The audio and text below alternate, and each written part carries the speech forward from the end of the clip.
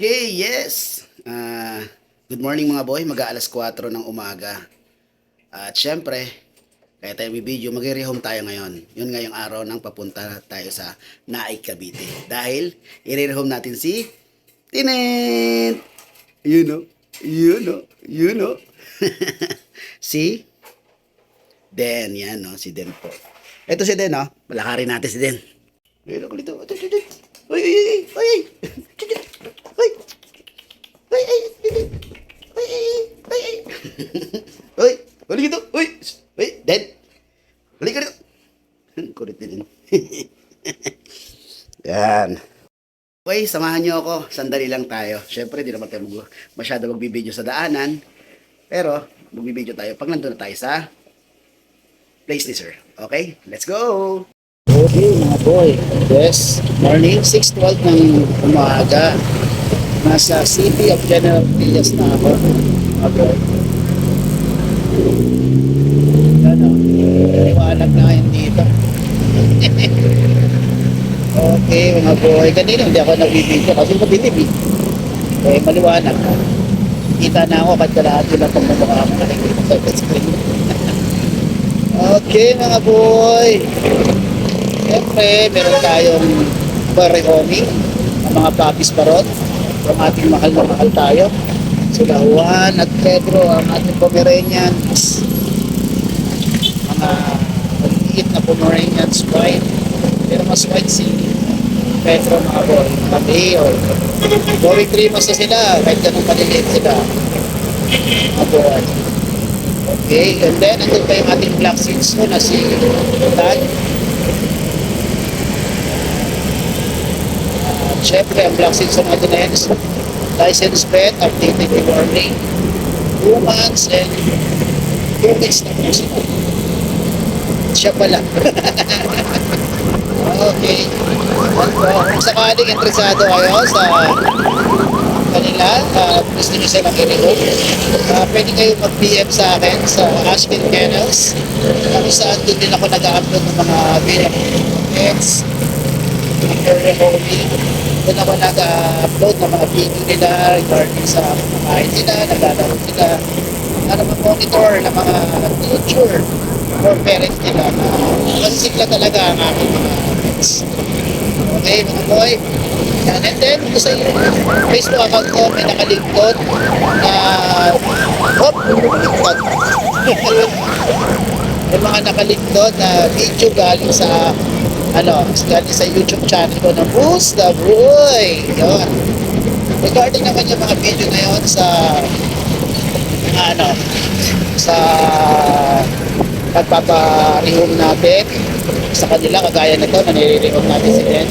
Naka-vlog to mga boy. And then syempre yung importante yung naka-vlog yung pag-bibit natin sa kanila. Nasabihin talaga na license pet talaga ang ating mga pets, diba? Hindi ko naman sinasabi na kung sakaling naka-license pet ka talaga wala sa pero yun ang una-una natin dapat considered na talagang meron ka apat ng pato, diba? Hindi dahil ganda lang siya, ganda ang kanyang lahi, dapat may foundation na yung kanyang pangkatawan. Siyempre dapat assured ka na talaga may pet siya, either man breeder shot or license pet. Breeder shot yun naman yung mga natin, yung mga breeder natin, mga breeders natin na marunong talaga mag-vaccine. So matagal na nilang nag-aalaga, nag-breed, marunong na sila niyan. At ilang daan papis na mga pinax. At kahit na po, kung tatanungin natin, siyempre mga license natin, hindi natin sila masisisi dahil sa sobrang mahal yung yung pagpapabakita. Kaya sila na yakan-yakan. Ang problema sa breeder siya, tas kung totoo mga bro, gusto ko totoo at yung itinipid. Diba?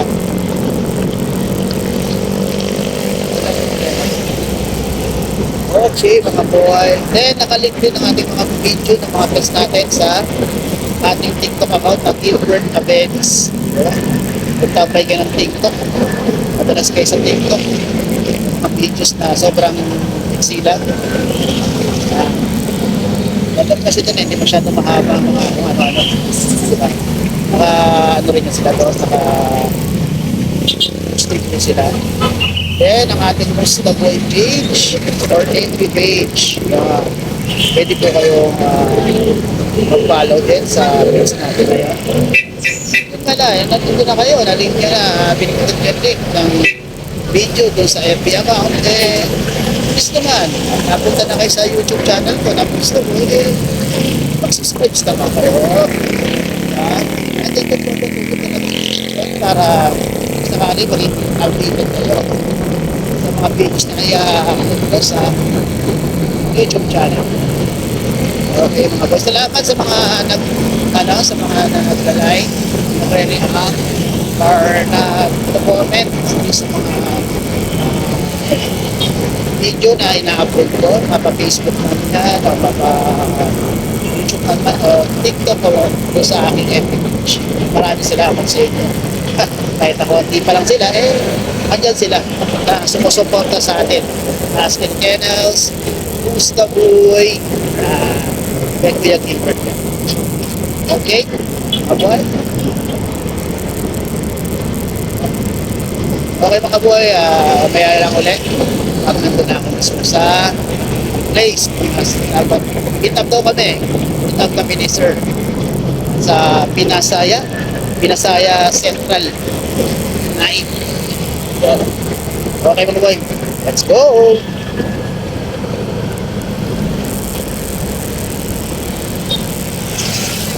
Mga boy, as of 6:57 ng umaga, nandito ako sa Pinasaya Homes. Yan o. Hintayin ko na lang si Sir dito mga boy. Kumusta kaya si Den? Kamusta hindi? Napagod ang biyahe. Hindi, napagod. ay! Ay! Ay! Ay! Ay! Ay! Ay! May magpapakitang kilos parang hindi galing sa mahabang biyahe Eh? Eh? Chiki chiki chiki chiki chiki. Chiki chiki chiki chiki. Chiki chiki chiki chiki.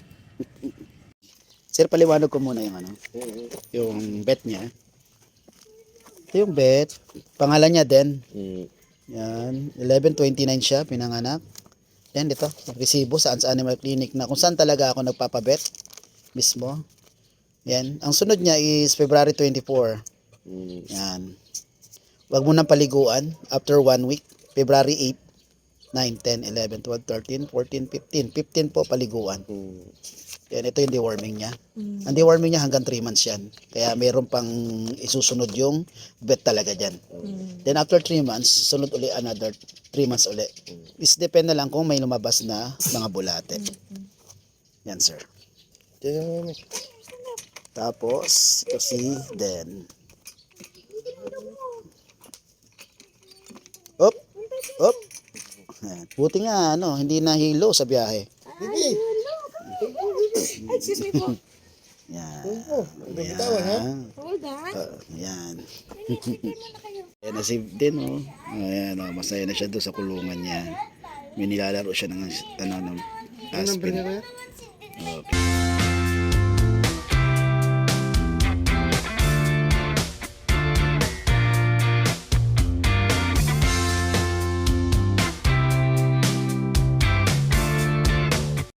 Okay mga boy, nailabas ko lang ng subdivision saan ko nirehome si Den, ayan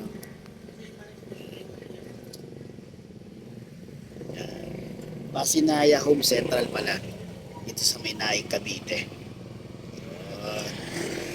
Okay, maraming salamat kay Sir Jan at napasaya natin yung isang bata kasi pet regalo niya doon sa anak niya. Yun, ayos. And then marami rin salamat kay Sir Jimmy kahapon. Nire-home natin si Gisi na nire-home natin sa may Valenzuela. Okay mga boy. hanap akong 7-Eleven as usual para makapagkape man lang pag-almusal. Okay, maraming salamat mga boy at sa panonood nyo. Although hindi masyadong mahabang video ko, hindi kasi ako nag-video habang nasa ano ko, dahil cellphone lang yung gamit natin, hindi ko naman maipakita yung daanan. At pag pinakita ko naman nanginginig. Tapos pag huminto naman ako, pupunan ko, mapatagal pa tayo. Buti nga hindi tayo nabutan ng araw. Ayan na, medyo na sumisikat na yung araw. Hindi tayo masyadong nainitan, lalong-lalo na si Den. Mahirap kasi pag na-stress siya sa biyahe. At tapos mahilit pa. Napaka nga nito, parang hindi bumiyahe na almost 70 kilometers.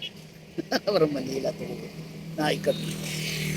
Okay mga boy, maraming salamat. Don't forget to subscribe in my YouTube channel, Musta Boy.